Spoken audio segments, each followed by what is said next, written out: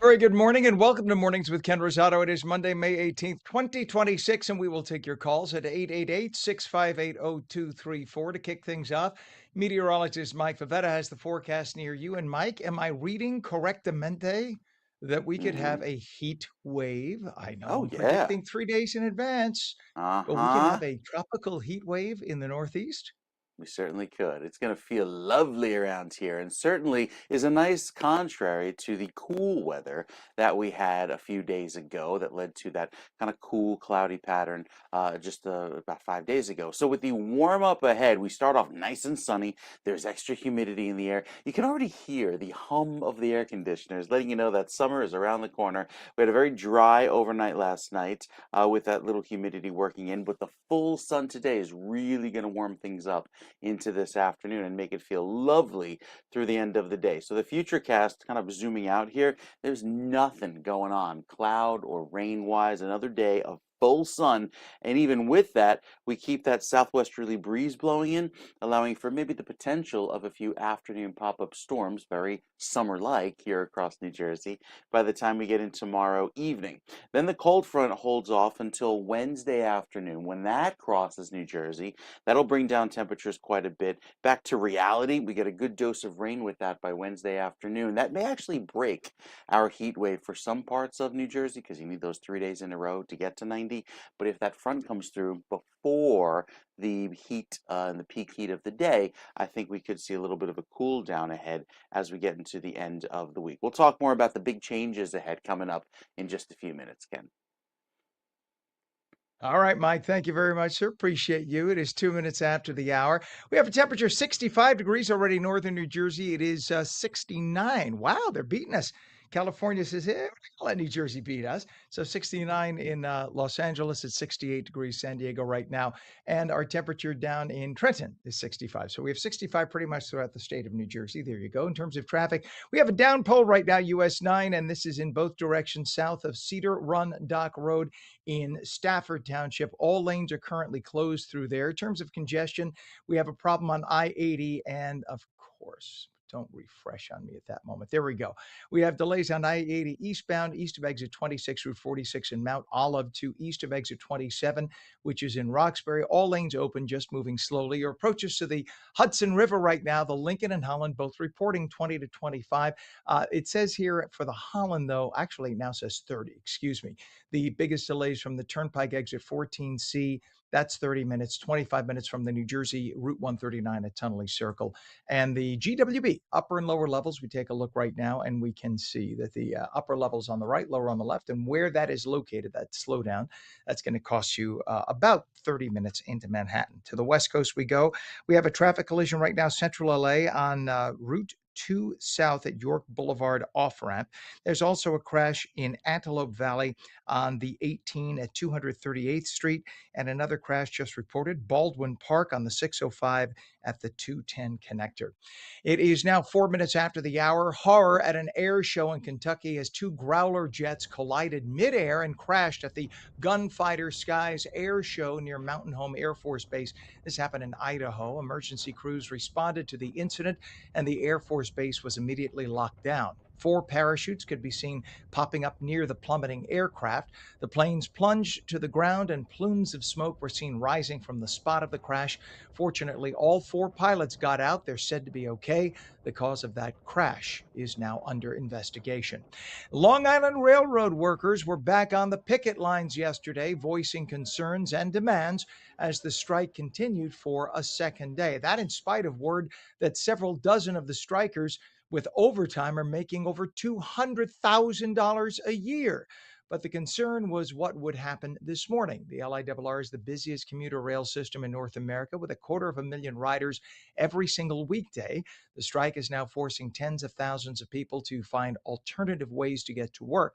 To that end, the MTA has activated its contingency plan, which includes recommended subway stations as passenger drop-off points to get into the city. But if you normally drive into the city, expect bumper to bumper traffic and no parking anywhere. If you don't have a ride, there will be limited free shuttle buses from several Long Island Rail train stations to subway connections. The MTA says it intends to issue prorated refunds to May monthly ticket holders. LA's independent candidate for mayor, Spencer Pratt, could be receiving the endorsement of President Trump, as Pratt has seen Republicans and others rally around him since the city's mayoral race against Democratic incumbent Karen Bass began. Socialist mayoral candidate Nitya Raman thinks a Trump endorsement of Pratt will help her campaign because those on the far left hate Trump. So she quickly took to social media to fundraise on the rumor. A number of polls put the independent candidate way ahead of his Democrat and socialist opponents, since a debate was held earlier this month during which Pratt seemingly trounced the other two candidates. Once again, a transgender high school athlete dominated a number of girls' track and field events at a California regional final on Saturday, igniting backlash from parents, competitors, and activists, and prompting officials to award duplicate gold medals to female runners-up. Jurupa Valley High School senior 17-year-old A.B. Hernandez nabbed first place in the girls' long jump, high jump, and triple jump events during the California Interscholastic Federation's Southern Section Championship final. The meet drew several thousand spectators, many of whom voiced outrage over Hernandez competing in the girls' division to begin with.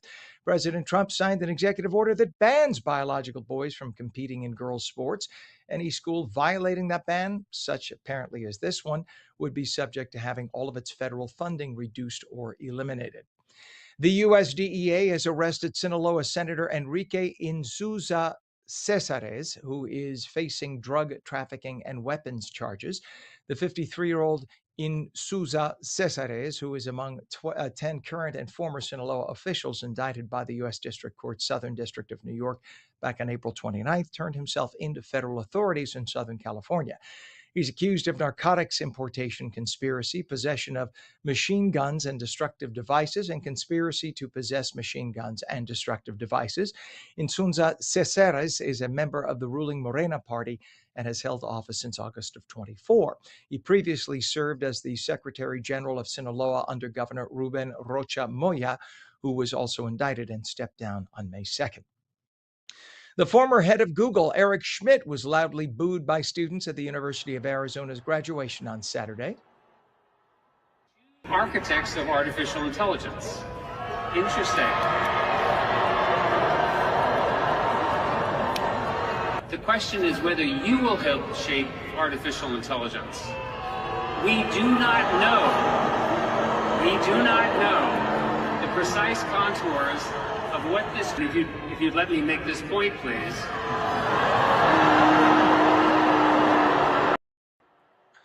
Nice that we're raising kids to be so polite today. I mean, you could disagree with the guy, but come on. He was invited to speak.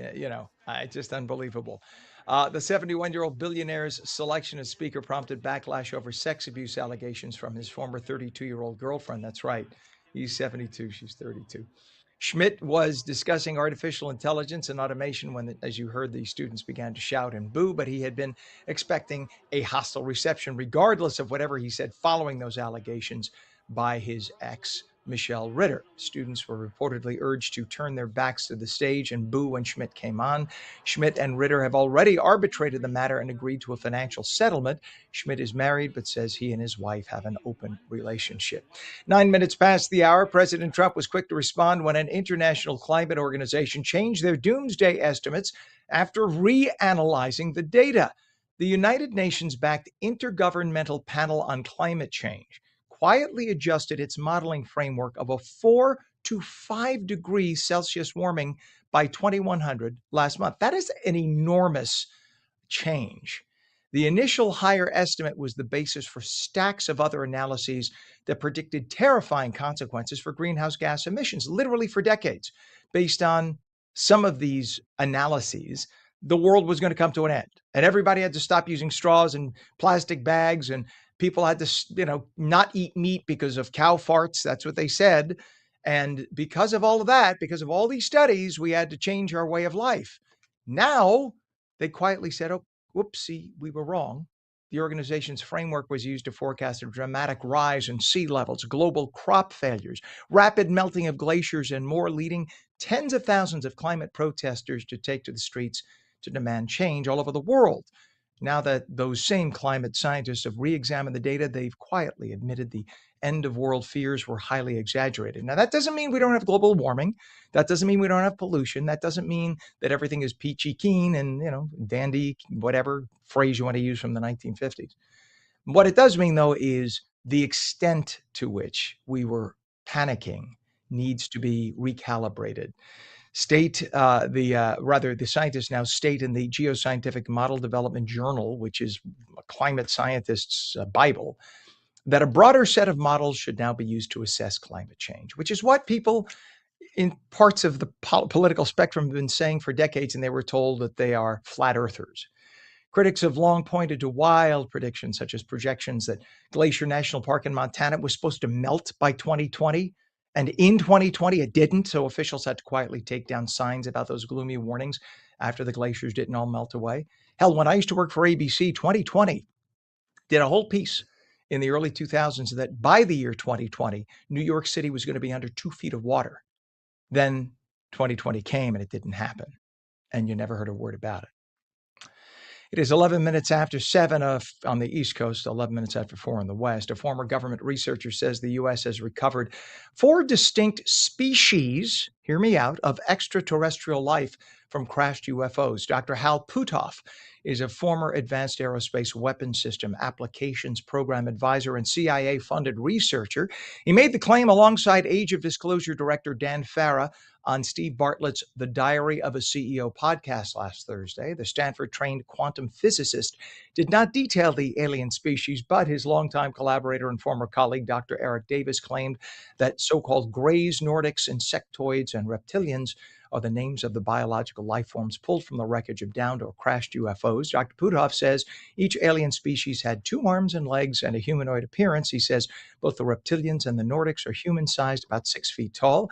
He added the Nordics are a race of highly human-like creatures who closely resemble people of Northern Europe here on Earth, in spite of the fact that they are from another planet, like Pam, our director, and myself. Former Air Force intelligence officer and UAP task force member David Grush testified under oath in Congress in 2023 that the U.S. was in possession of so-called non-human biologics recovered from dozens of crashed UFOs. It's 13 minutes past the hour. When we return, May is Mental Health Awareness Month. We'll speak with Dr. Tara Chalikani about the growing mental health crisis in America. You're watching Mornings with Ken Rosato. We're back in 2 minutes.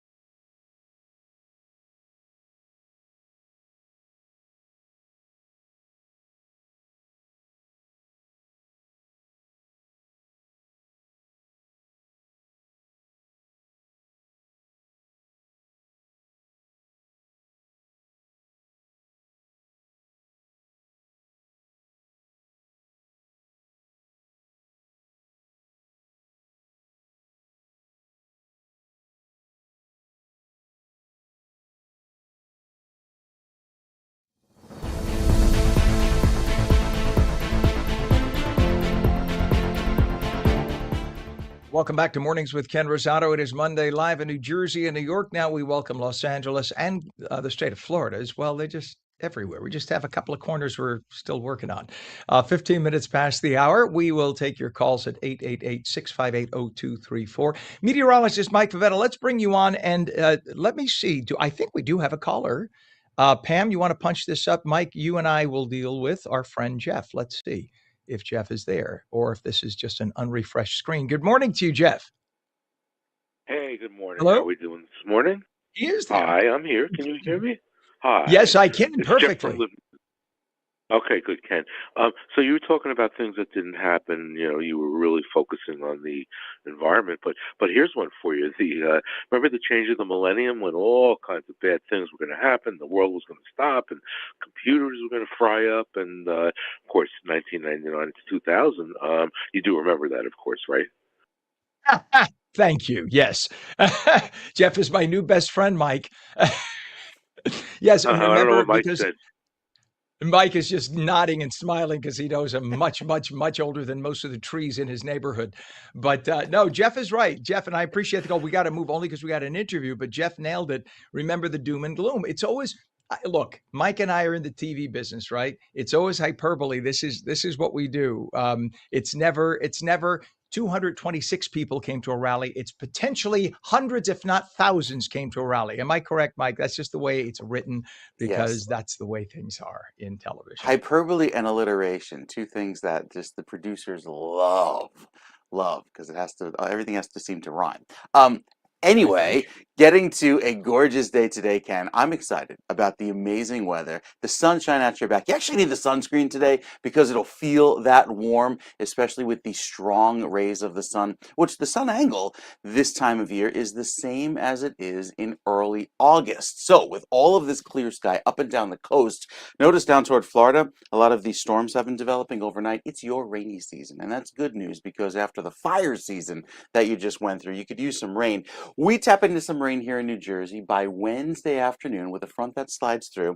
It clears out by Friday and brings back some cloudy weather into Thursday, but look at these showers that linger into Saturday and Sunday. I know it's the last thing you want to hear for Memorial Weekend forecast. However, I still think there's time for that to change, and we'll keep an eye on things, even as this really big high pressure moves over the east, allowing for big time warm up for today and tomorrow. We'll likely hit record temperatures tomorrow, maybe triple digit heat in some parts of New Jersey. It's certainly possible given how clear the air will be and how warm that southwesterly breeze blows. Look at this front that passes through, that arrives on Wednesday and gives us a little bit of wet weather. And then behind that, we dry out a bit just in time for Friday before more rain comes up for the weekend. It's something we'll keep an eye on for you over the course of this weekend because it's going to change a lot of plans, I think, for the barbecues, the outdoor events, what have you, anything happening the holiday weekend. Have it. The holiday weekend. I love those words, the holiday weekend. It It's just a has a great nice word, ring to great it. phrase. Yes. Yep. Thank you, Mike. 65 degrees now, up and down New Jersey and Los Angeles, 69 degrees, 69 also in San Diego. And as we check our traffic situation, Route 195 now, we have a crash westbound exit 5. That is by Route 130 in Hamilton Township with the left shoulder closed. As you can see, Pam, that was fast. Pam picked that one up quick. We also have a down pole, Route 9, both directions south of Cedar Run Dock Road in Stafford Township, all lanes closed. Your Hudson River approaches right now, very slow at the Holland. 139 approach is actually better than the Turnpike approach. It's going to cost you about 30 minutes in. And the Lincoln Tunnel is only 20 to 25 GWB upper and lower levels. You'll see the upper level on the right side of your screen, lower on the left, and they are jamming. It's 40 minutes solid into Manhattan right now. The Los Angeles traffic telling us now we have a collision reported in central LA, Route 2 at York Boulevard off-ramp. There's also a collision in Antelope Valley on Route 18 at 238th Street. And a very serious wreck that occurred in West Valley at 101 and 134. There's a collision also just reported in Antelope Valley on San Francisco Canyon Road, 39016 San Francisco Canyon Road. It is 20 minutes past the hour now, and mental health impacts everybody, yet so many people struggle in silence. Well, May is Mental Health Awareness Month, and experts say that we need or I should say, the need for accessible care and early intervention has never been greater. Our good friend Dr. Tara Chalikani is CEO of Preferred Behavioral Healthcare, and she's here this morning to talk about the growing mental health crisis in our nation. Good morning to you, Dr. Chalikani. Good to have you on. Good morning, Ken. How are you? Doing well, thank you. Deep breaths, nice Yeah. de-stressing, and we're good. We're good. Nice weather.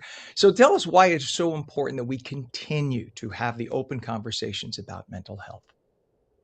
Sadly, Ken, there is still a stigma around mental health care. For whatever reason, we're still striving, and I always thank you for bringing awareness to this, that mental health and physical health are not separate.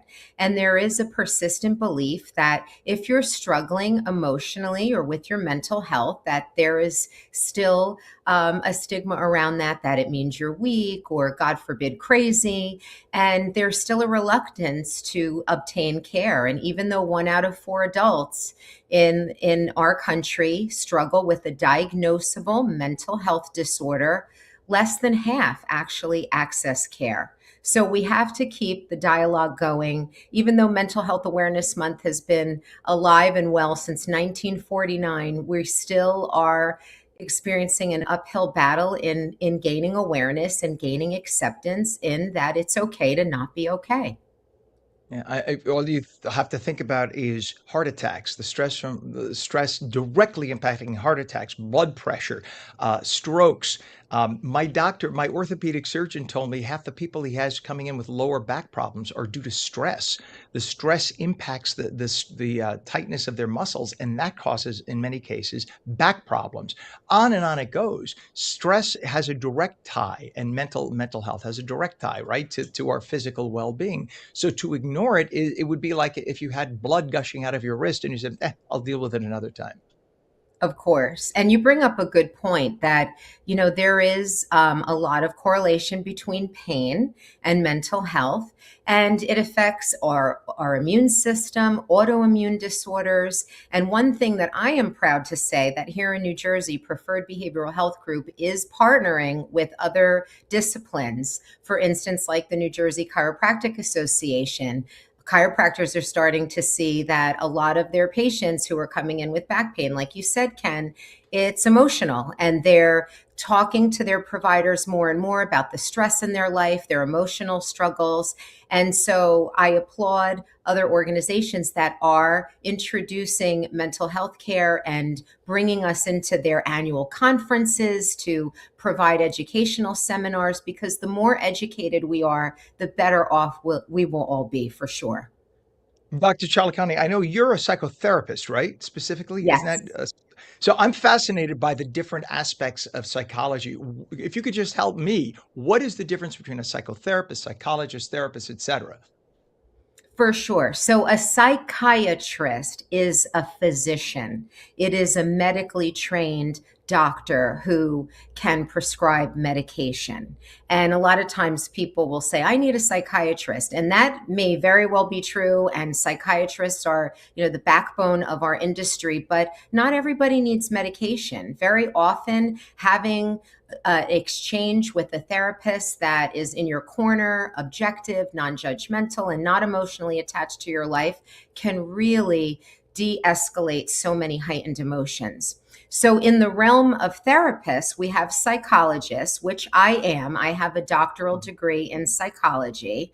And then we have mental health counselors, licensed professional counselors, licensed mental health counselors, licensed clinical social workers. So we all have extensive training. We all have licensure in our respective states. But we do have somewhat different disciplines. But at the end of the day, the outcome is the same. We're providing therapy.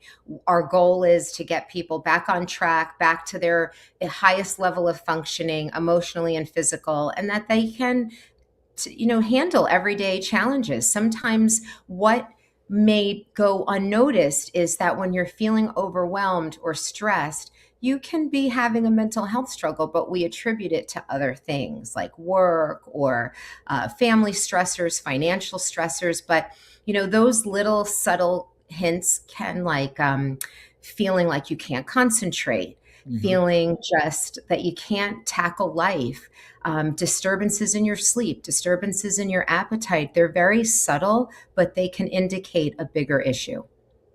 Absolutely, and just have it checked. I mean, my I have members of my family who have had issues with panic attacks, and it can lead to a much bigger thing, right? Unless you have it dealt with. But going and speaking to somebody and talking it through and trying to analyze the origins of what is causing the panic attack, once you get control of it, life is just so much better. And the idea that so many people are reticent to do that is still, even in this day and age, is still amazing to me. Young people in particular, though, seem to be struggling more with anxiety, depression, and stress. Why is that a major concern, and how much does social media have to do with that? Well, you're right. I mean, children are really struggling. The numbers that we're dealing with at Preferred Behavioral Health Group are just astronomical. And I do believe it is impacted by social media because there is no break. They're never disconnected. And everything they're doing, the doom scrolling and the constant checking of posts and how many likes, this comparison is toxic, truly. And to be struggling and then to look at what isn't real on social media, to have this impression that people have it so much better off than you do, just compounds the issue. And it's pretty interesting because we live in this space where we're constantly connected, yet we really don't have the human connection that we once did years ago when you and I were younger. Dropping off your backpack and running outside and playing in a neighborhood and having to navigate conversations, or just even how to navigate the rules of a game. Those little Mhm. subtle nuances of interpersonal skills really don't exist anymore. And I think that we're really seeing our children struggle because of it. At the end of the day, I know your earlier segment was about aliens, but at the end of the day, Ken, we are human, and that the cornerstone of humanity is being connected to one another. Yeah. Well, listen, anytime I'm stressed of late, doctor, I just look at my meteorologist, dear friend, Mike Favetta, who now has two babies under 16 months living in that house. And Wow, I say, okay, no matter what you think your stress load is, doesn't compare. So just take a deep that's breath, right. smile, and enjoy the day. What is a website for more information, doctor? In New Jersey, we serve the entire state at preferredbehavioral.org, and all social media is the same name, Preferred Behavioral. And we look forward to supporting anyone in need. And the beauty is you do virtual appointments, so there's no excuse. People say, Yes. I don't have my car, my foot hurts, my back hurts, I don't want to drive. All you got to do is pick up your No device and you can talk to excuses. Dr. Chalakani or one of her associates. Dr. Tara Chalakani, our dear friend, CEO of Preferred Behavioral Healthcare. It's always a pleasure having you on this morning and Likewise, always. Ken. You bet. Have a great day. Take care. It is 28 minutes past the hour. When we come back after the FIFA World Cup leaves our area this summer, how do we get our public spaces back in shape? We'll talk with a group that has a solution. We'll be back in 2.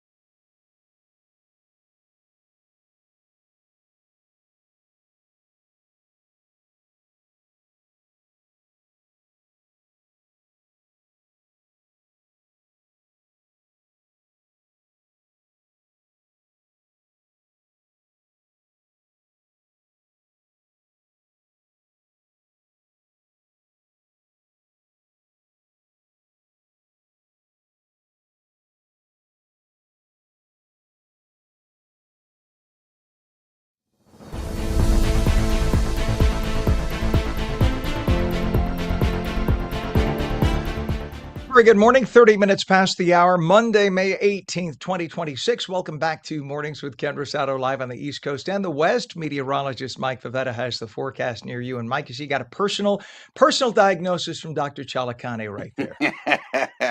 That's two therapists in my book now that are like, wow, two kids under 16 months. Yeah.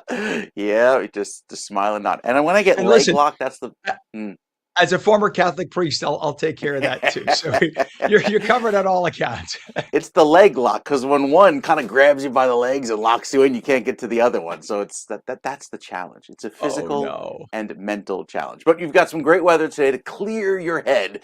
Get to enjoy a beautiful sunny day with the nice warm up that's ahead for all of the Northeast, not just here in New Jersey, even down across the Southeast, keeping it clear. But there's a ton of pollen around today. And with that very high level of pollen, specifically for trees and grasses, now that we've hit the peak of both pollen seasons, trees are starting to wane, but the grasses are starting to rise, as are the weeds. The only thing good about this is that the molds are nice and low, but that's because it's nice and dry. Well, tomorrow we anticipate record high temperatures. This means likely triple-digit heat when you even before factoring in heat and humidity. Look at that shade of maroon here, or purple, magenta, if you will, going into the Northeast. This is where the highest heat is expected as it stays very warm all across the East Coast. Out west, you can see the cold front doing its job. These are a line of severe storms with the supercells moving east into Tornado Alley. Likely hear some reports of tornadoes by the end of the day today. And then some snows over Utah. So kind of get everything this time of year as we enter into late spring.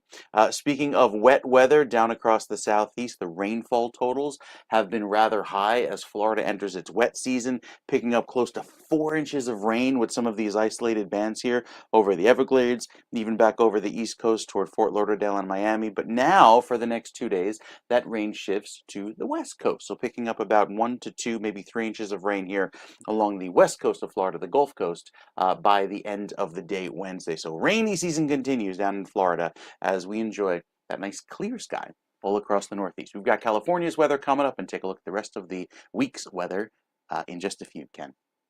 All right, Mike. Thank you very much, sir. Appreciate it. And we just Pam and I were having the discussion about first babies versus second babies, and she's Yeah. saying that it was the same with her.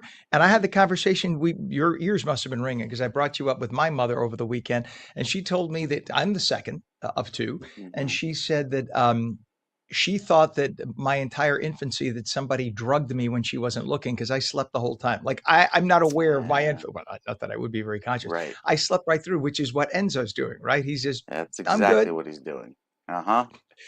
So now I have a theory because Pam is saying, oh, it's always the second child. No, I think it's the parents treat the second child differently. Therefore, the second child is calmer. I think they sense your vibe, and being that you've been through this already, you have a Mm. calmer vibe. Do I have something there? I think you're right. I think you're anticipating so much of a heightened awareness, you know, and when the child doesn't react in that, excited state, you're like, all right, he's calmer. That's good. So look at that. I don't have a Perception. kid and I figured it all out. Maybe it takes that outside of the box thought. All right, Maybe. Mike. Thank you very much, sir. Appreciate you as always. Daddy Mike. It is 65 degrees right now, northern New Jersey, 65 also in Trenton, California now, Los Angeles 69, 68, San Diego. A couple of accidents to tell you about. Right now we have a downpour on Route 9. This is in both directions south of Cedar Run Dock Road in Stafford Township. All lanes closed. To Route 80 we go westbound. This is between exits 34 and 35 near Route 15. Look at the bumper to bumper traffic, and that is not due to an accident. That is simply due to volume. So just beware of that. That's the area in the vicinity of where those sinkholes had happened. There are no sinkholes. I don't want to alarm you, but that is just traffic again. I think that's people driving into the sun and they're slowing down. Your Hudson River crossings, the Lincoln Tunnel right now is your best bet, believe it or not, of all three. It's only 20 to 25 minutes in. The Holland is a solid 40. In fact, Pam, do you have the 139 cam? If you could surprise me with that, you'll see it's bumper to bumper right now. And 139 is actually the better bet approach. If you're coming in from the turnpike, it's 40 minutes. If you're coming in, that's hard to tell with the sun. It's hard to see anything with the sun glare. You could see the cars stop though. That truck on the right lane that takes you to a local road. But those vehicles that are stopped, those are the ones going to the tunnel. And that is going to cost you a solid 40 minutes in. GWB, upper and lower levels, the 80-95 approach already solid, and that's already 40 minutes. You'll see that on the right side upper, left side lower. California, we just have a few quick incidents. There's a wrong-way driver reported West LA in Centinela Avenue on-ramp at the 10. We have a report of a fire now in Central LA, and that is at the 110 and Martin Luther King Jr. Boulevard off-ramp, and a traffic collision. Unknown injuries right now, Baldwin Park, Route 57 at Via Verde. It is 36 minutes past the hour as the FIFA World Cup brings massive crowds to cities across the country. What happens to public spaces after the crowds leave? Parks and waterfronts, downtown gathering spots. Well, they can quickly become overwhelmed with litter. People are jammed in. They don't know where to throw things. Stupidly, they just go and do that. Not good.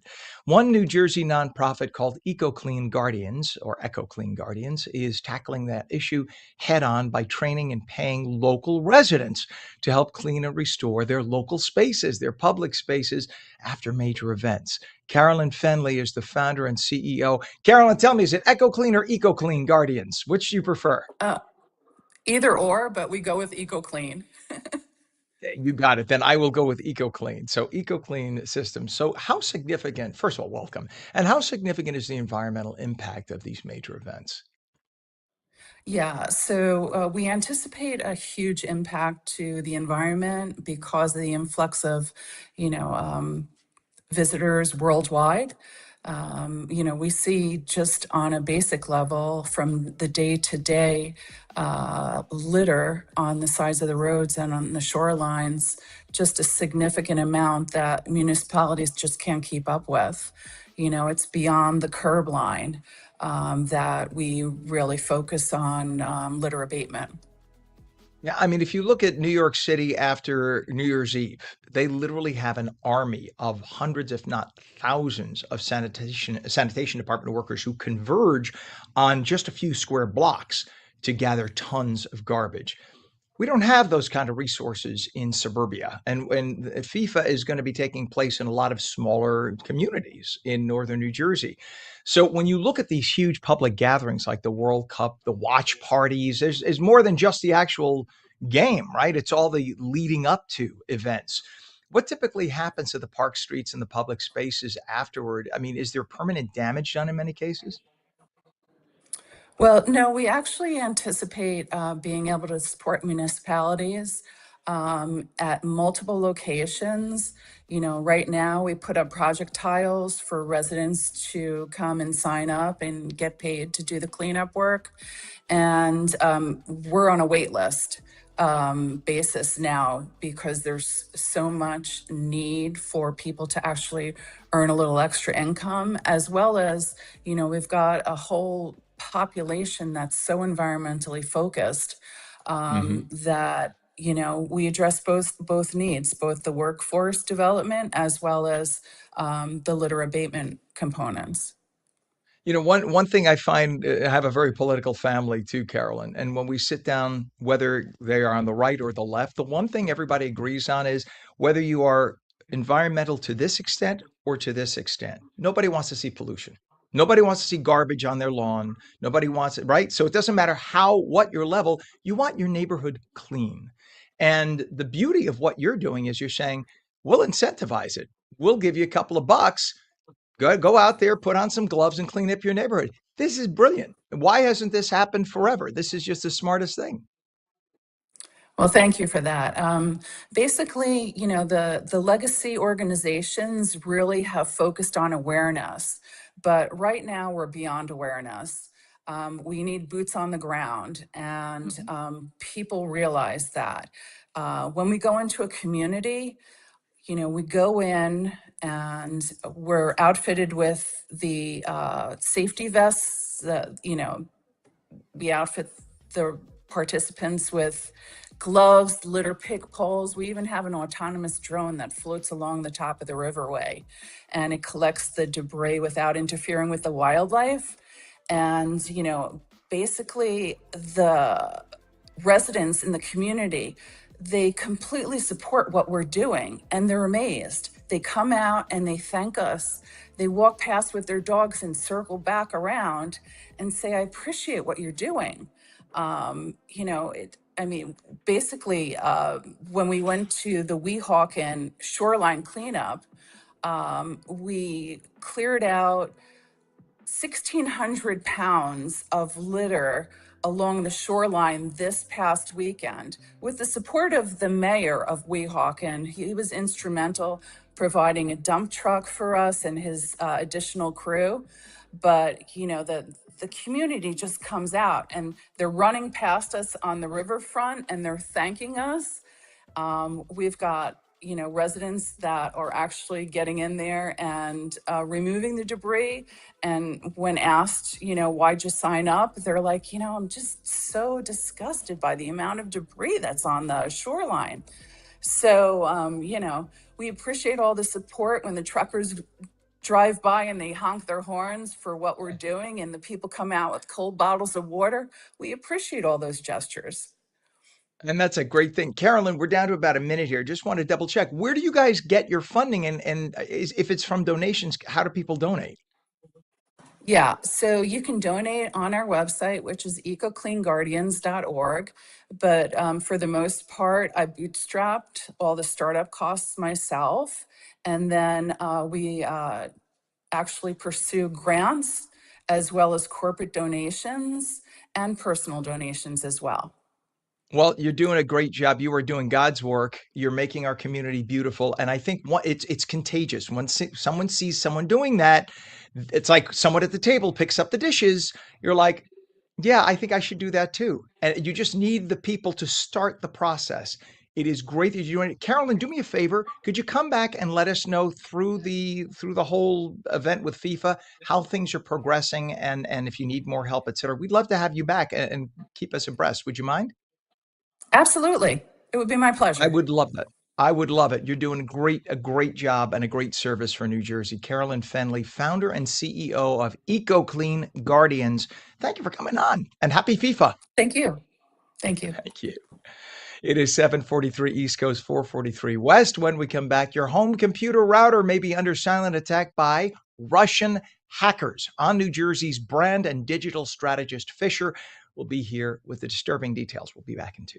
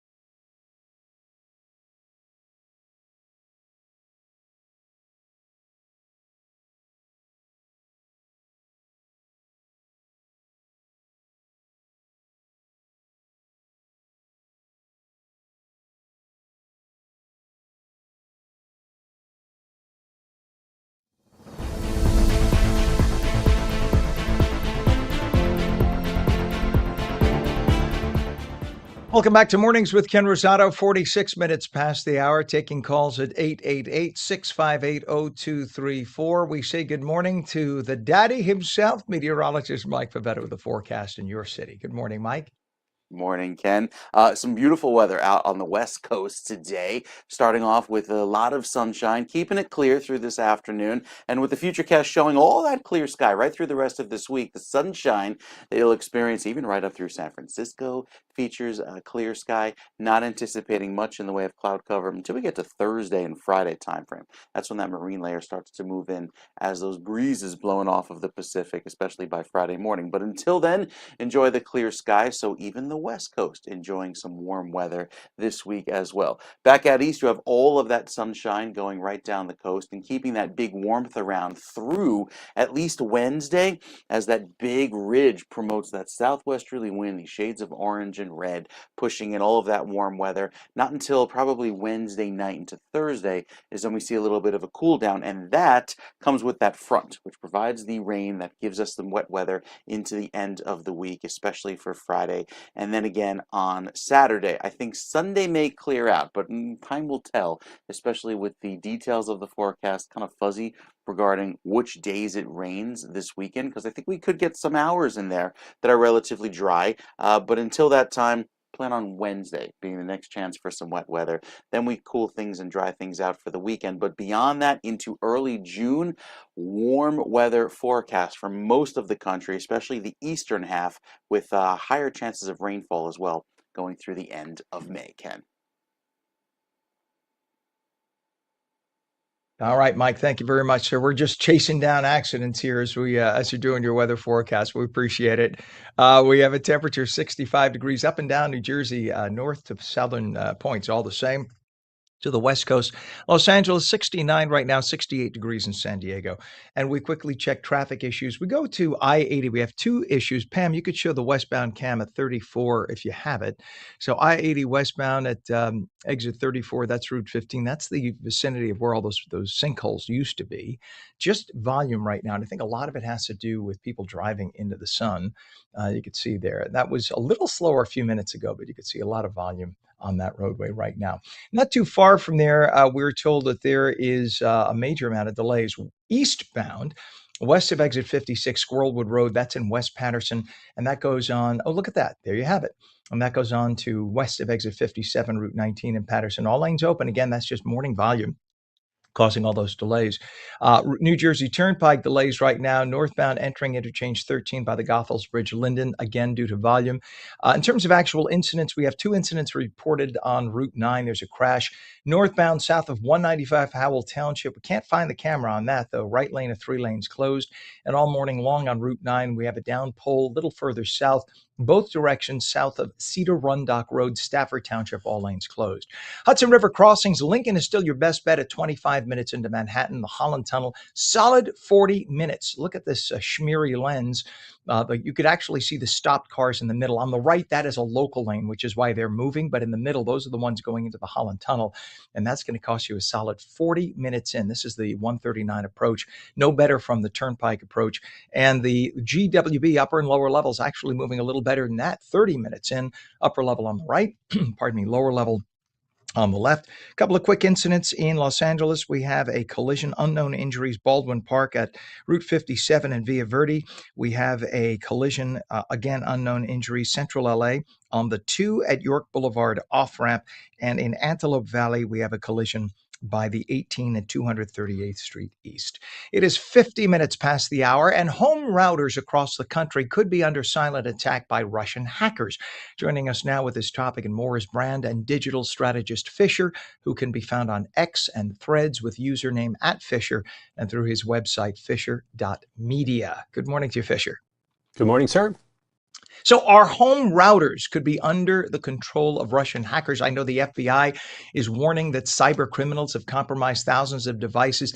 The FBI, there's a report, the FBI accessed and reset thousands upon thousands of routers over the weekend. Tell us all about this.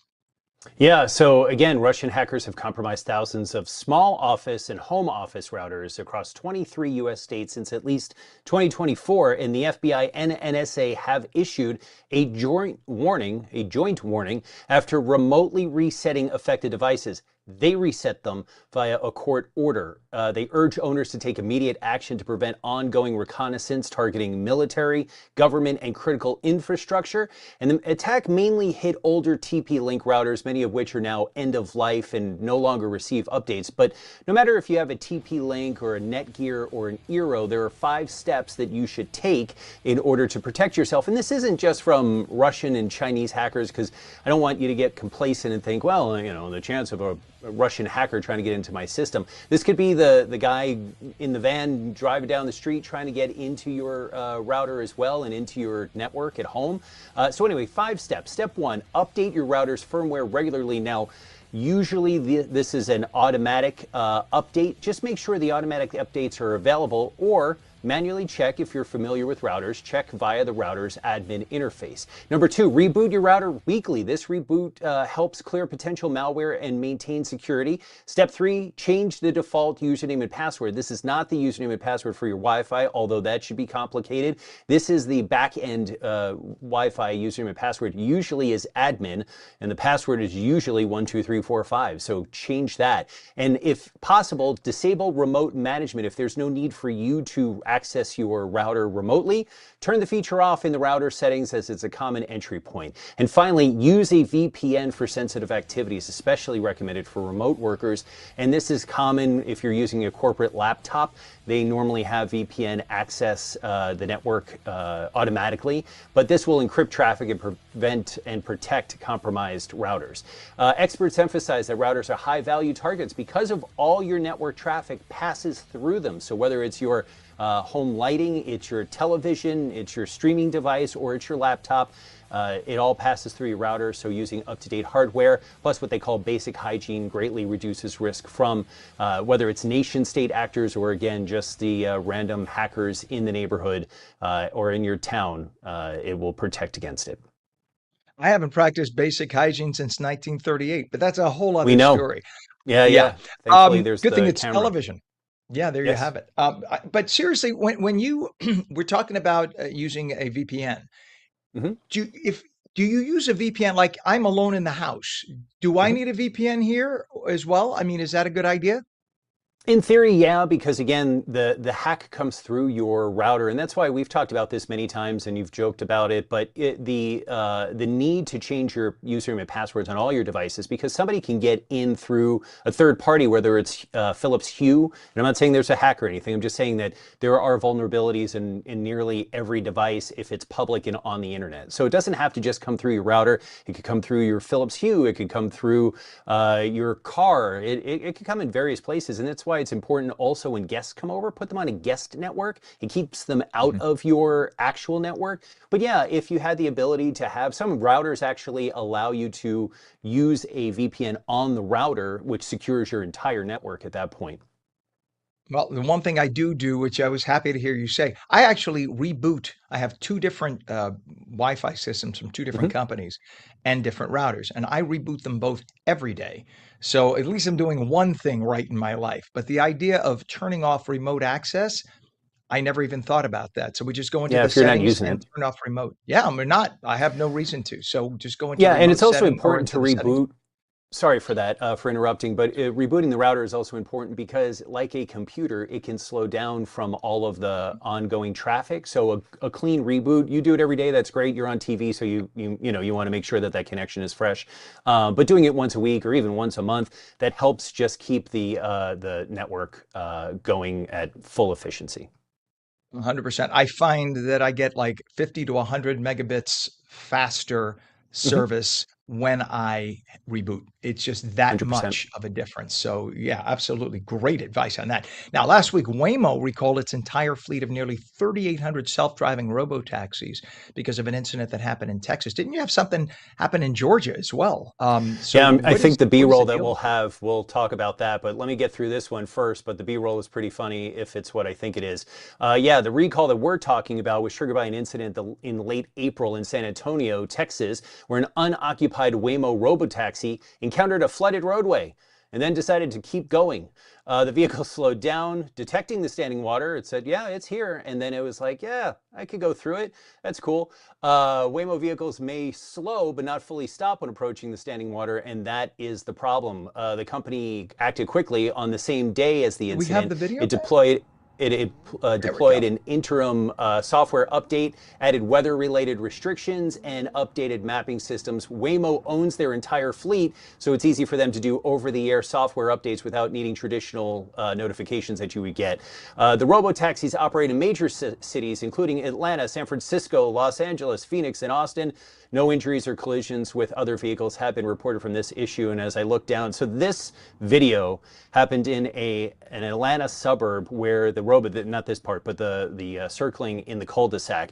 I think it was over 5 hours. The robotaxis would just circle the entire, and it was like 20 of them. I don't know the exact number, but there you go. That's the video from one of the neighbors. But they would just circle. And of course, like, you're afraid to pull out of your driveway. You're afraid to have the kids and the dogs running in the front yard. Now, the Waymos would have stopped because that's what they're designed to do. But this is annoying. So just the robo-taxis going around your neighborhood for 5 hours plus. And I think it happened on multiple days here in the Atlanta metro. So that's fun. Did they figure out why that happened? Software glitch. And again, they were able to, once it was identified, able to just make an update over the air to these robotaxis, and they stopped. But the problem is who do you call if you're being invaded by Waymos? There's nobody to call. Like, there's no phone number, so you have to sort of I guess call 911. They probably have direct contact to Waymos in case of accidents and things, or Waymo corporate offices, and that's probably what the neighborhood did. But yeah, that is a thing. Here's the thing then, if I am a local municipality and I before I grant permission for a driverless Waymo or whatever other service, there has to be an 800 number that everybody can have in case we see something like that. Because the idea that no one can be reached is ridiculous. So there should be a mandatory, and I'm sure I can't be the only one who's thought about that. Somebody would No, think but about it is curious, real quick, because I know we're out of time, but you would think that 911 would have reacted quicker than 5 hours. They did call 911 after a little bit, so there is that too. That's utterly ridiculous. But, I know you have somebody on the city council who's like, that's a great idea. Let's just allow it, without any of the potential ramifications. Hopefully we'll learn now from this. And hopefully Waymo will fix that glitch so it never happens again. All right. On New Jersey's brand and digital strategist Fisher, who can be found on X and Threads with username @Fisher and through his website, fisher.media. And I'm going to go get my Waymo now. Thank you for coming out this morning. Take care. You bet. It is 58 minutes past the hour. For those of you watching on LACA on the West Coast, stay tuned for your local news, traffic, weather. If you're watching on New Jersey, we will be right back live with New Jersey news, opinion, traffic, weather, and more. Thank you for watching Mornings with Ken Rosato.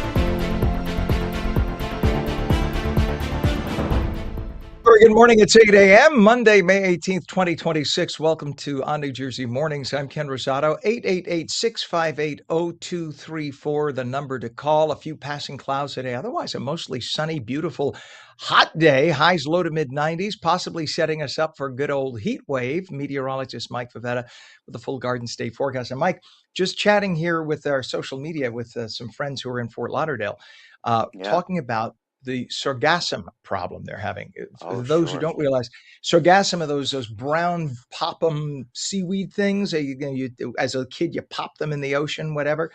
Apparently, what's happened is off of the coast of Africa, you have farmers who are using massive amounts of fertilizer to try to grow their crops and feed their people. But they don't have a mitigation system to prevent the runoff into the ocean. So millions of gallons of water when it rains washes into the ocean with all that fertilizer. And sargassum is a plant and it eats the fertilizer and you get a bloom of it. And you could actually track it on the satellite going across the Atlantic Ocean all the way to the Caribbean, Florida. So now they have like 20 feet deep at the shore of sargassum, and Wow. every day it's Oh my washing, and they goodness. can't keep up. The trucks No. can't even pile it up. They don't know what to do with it. This has been going Right. on now year after year. And we can ask the farmers, what are we supposed to do? Tell the people in North Africa, don't feed your people? You can't eat. I Right. mean, seriously. So this is a problem. I'm sure the environmentalists they don't have enough on their plate. They'll have to look at that. Mm-hmm. But that is a massive problem because No. it's not only ugly and it rots on the shore, it chokes Right. off the oxygen to fish. So it Mm-hmm. kills fish as well. No, it's definitely something that you can see from a plane even landing, Yeah. in that area as you're coming in for a landing. You see all these patches of sargassum seaweed there, and it just drifts on shore. There are mitigation measures being done research-wise, but before that is, worked on in scale, it's going to take many, many more years. But it's something the environmentalists are working on. We're looking forward to some heat, though. A little Florida-like heat, Ken, here in New Jersey that'll take over this afternoon. Already starting in the 70s across northeastern New Jersey with that mild air. You can feel the humidity. It's palpable, and it'll allow for a big warm up today. 5 degrees warmer than this time yesterday there in Newark. And with the winds that are light, they're primarily blowing from a southwesterly direction.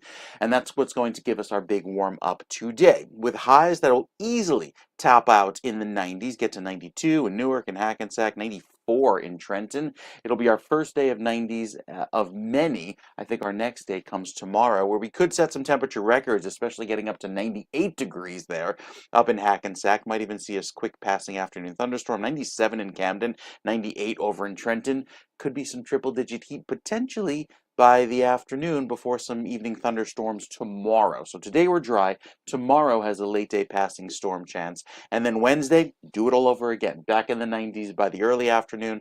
Then the storms come through, cool us off back into the 70s, and promote that chillier trend. By Thursday, we start off in the 50s. So a nice drop in temperature, some relief that'll bring back a little more May-like feel into Friday. And there are higher chances of rain going into the upcoming weekend, especially by Friday into Saturday, but we'll time them out for you, let you know which days see the showers this holiday weekend, coming up in our next weather update.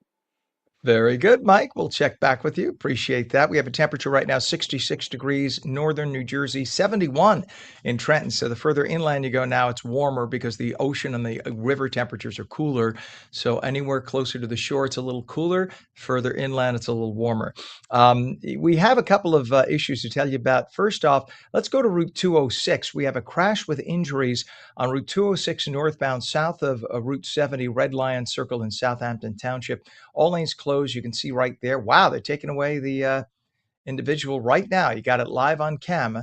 And again, this is Southampton Township, Route 206 northbound south of Route 70, Red Lion Circle, Southampton Township. All lanes still, well, maybe they're opening. Right now, they're opening those, at least one lane, as they've taken away the victim. So hopefully that person is going to be okay, we hope. Route 46. In Liberty Township, we have a down pole. This is westbound east of Pequest Hatchery in Liberty Township. Has to be someplace to the south because I hadn't heard of it. So it's probably closer to Philadelphia.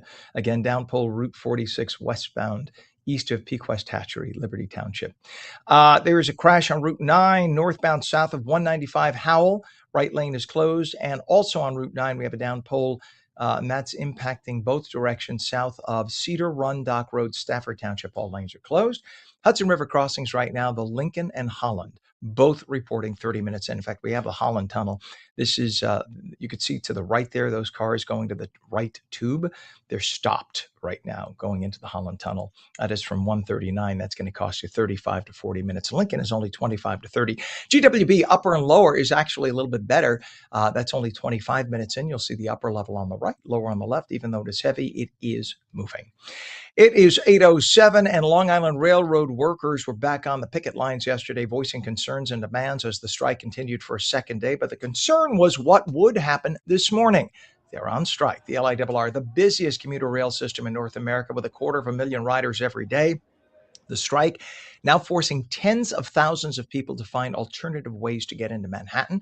To that end, the MTA has activated its contingency plan, which includes recommended subway stations as passenger drop-off points to get into the city. And if you don't have a ride, there'll be limited free shuttle buses from several Long Island train stations to subway connections. The MTA says it intends on issuing prorated refunds to May monthly ticket holders.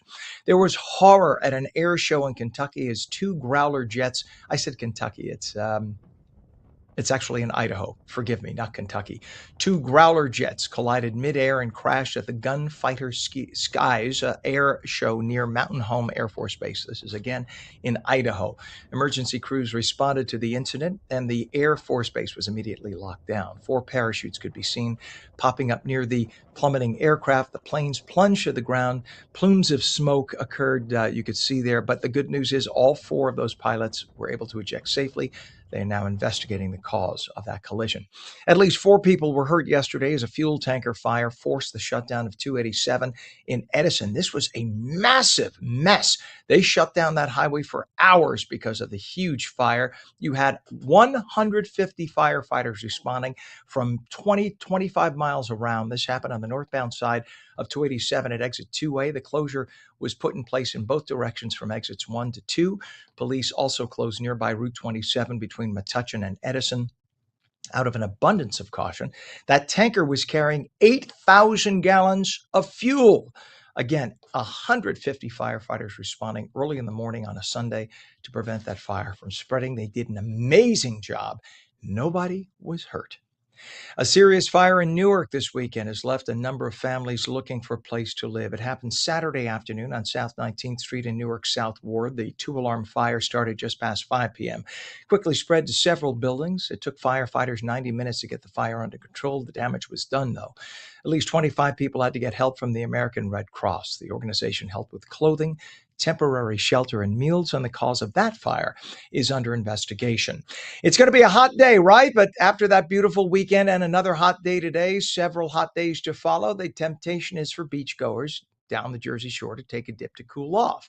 But officials warn against that idea. Not only are lifeguards not yet on duty, there are rip currents. The water is frigid cold, still only between 50 and 55 degrees. The temperatures that low can get a person in trouble very quickly, can get hypothermia. Even though lifeguards are expected to be on duty starting this weekend for Memorial Day, they will likely not be on duty during the week. That usually doesn't happen in most towns until June. So when there's no lifeguard on duty, the chances of a successful water rescue are slim, as it takes minutes for emergency crews to get to the beach. So you know what? If you want to go in up to literally up to your shins. Don't try to go in beyond that, because you can get in trouble very fast, especially with rip currents.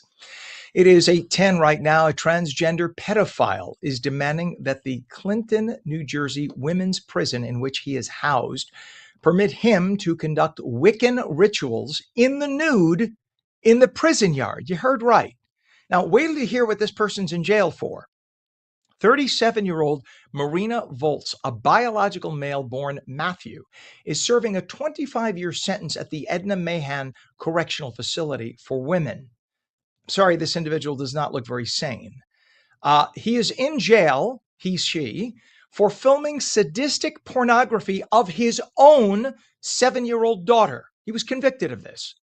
Volz claimed to be a woman and was placed in a women's prison facility. didn't claim to be a woman till after the conviction. That's why we're calling her, him, both pronouns. Now claims that he is a witch. He sued the prison, the New Jersey Department of Corrections, and head of religious services, Dr. Joy Lynch, in 2023 for religious discrimination, alleging that he was denied access to religious items such as Wiccan vestments and the ability to worship on Wiccan holy days. The witch is now in settlement talks with the need. Why are we even talking to this person? He allegedly raped his daughter on video and is in jail and was given access to a women's prison, so women have to deal with a man with a penis. He raped his little girl. And this is not an accusation. This is video. He was convicted of it. Why are we even entertaining anything for this person? Either put him in an insane asylum or tell him to just shut up. But no, in New Jersey, the crazy Wiccan who raped his daughter on video has rights. It's just, I'm sorry, maybe it's me. See, he's also demanding certain Wiccan foods for ritualistic consumption on the Wiccan holidays of Sabbats and Esbats, which is all made up, by the way, by lunatics from the 1960s who don't like Christianity and were trying to come up with some lunacy to counter it. And he wants access to Wiccan literature and religious items and is insisting on becoming the designated Wiccan religious leader in the prison. And New Jersey officials, if you acquiesce, you are more insane than he is. On top of all that, Volz demands that he be allowed to marry his transgender accomplice in the child sex abuse case, Ashley Romero. They were on video together raping his daughter. This is a fellow biological male. The two were convicted in 2022, along with Sean Allen, who lived with them. It was a triune of sexuality in their Franklin home. They were convicted for operating a pornography production studio. He was charged and convicted again for kidnapping his 7-year-old daughter from her biological mother, traveled across country with her, then raped her on video. And we want to help this person? The New Jersey Department of Corrections began housing transgender inmates in women's prisons in 2021. Of course, because we want to give rights to the transgender, but none of the rights to the women who live in the prison. That's all thanks to the ACLU. Scratch your head on that one. After a powerful tornado tore through Enid, Oklahoma back on April 23rd, the Sloat family was trapped beneath the earth in their storm shelter under tons of debris. This is a happy story, I promise. Who came to the rescue of this family? None other than their pet goats. That's right. Seems the family's two fur babies, Penny and Percy, led rescuers to where the humans were trapped. The family was watching TV. A tornado warning came across, prompting them to rush down to their storm cellar. It was an EF4 tornado, 200-mile-an-hour winds. It slammed through the community, destroyed hundreds of houses. The Sloats lost their home, but the debris from the house covered the storm cellar doors, so they got trapped. But they did have a cell phone. They called 911. They just couldn't direct people to where they were. The goats, though, survived. And when the family got the 911 rescuers to come, emergency responders arrived. They found the goats, and the goats literally led them to the buried storm cellar. So they were saved by the goats. So in this case, not a bad story. It is now 66 degrees at 8:13. When we come back, one New Jersey mother turned her grief into a mission to help others feel supported during life's hardest moments. We will have the amazing story.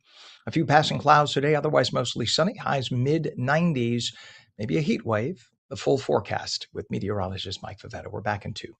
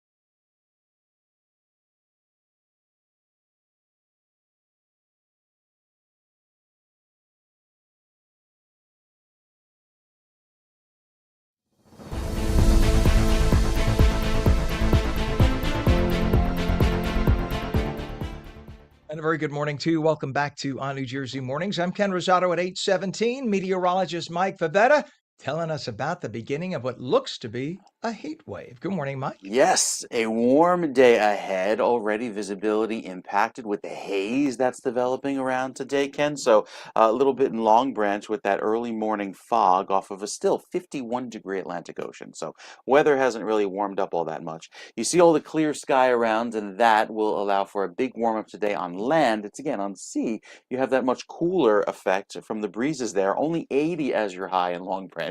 Only 80 degrees because you head inland and you're easily in the 90s west of 287 there from New Brunswick and places west. So all of the clear sky around today. Thank you, Rocco. Yes, he's excited about the heat. Running around in the sprinklers this afternoon. Look at the storms that come in from the west. That's what arrives here as soon as tomorrow. Not expected to be severe, but there will be just enough of a punch that I think could see some quick passing downpours, maybe hear some rumbles of thunder and lightning. That's tomorrow evening as that weak front pushes through. But the main front comes through on Wednesday afternoon, and that's after we hit our highs again in the 90s for the third day in a row of 90+ degrees. Back in the 40s for Friday morning, so some chilly weather returns with some cloudy, rainy, wet weather by the end of the week, and some of that cloud cover lingers into Saturday, but I think Sunday should clear out, especially by the afternoon, breaks of sun appear, and then Monday likely have some clearing, but could be some showers around. It's still kind of unclear for Memorial Day itself, as we're still 7 days away, so plenty of time for the forecast to adjust until that time. What we do know is that I think with the wetter half of the weekend on Saturday, the sunnier half of the weekend on Sunday, it's still much cooler this upcoming weekend. No 90s in the forecast for the holiday weekend, but we'll enjoy the hot weather until then, Ken. Indeed, we will. Thank you, Mike. 65 degrees in northern New Jersey, 71 in Trenton right now. It's 64 degrees in Cape May. And we check traffic. We have a couple of issues. First off, Garden State Parkway. We have a crash now northbound south of the Colonia service area, Woodbridge with the left lane blocked. Also a crash on I-80 express lanes eastbound west of exit 68, New Jersey Turnpike. That's in Teaneck, right lane closed. And your Hudson River crossings, the Lincoln and Holland both reporting 30 in. GWB upper and lower, only 25 to 30. It's actually moving pretty well. Upper level on the right, lower level on the left.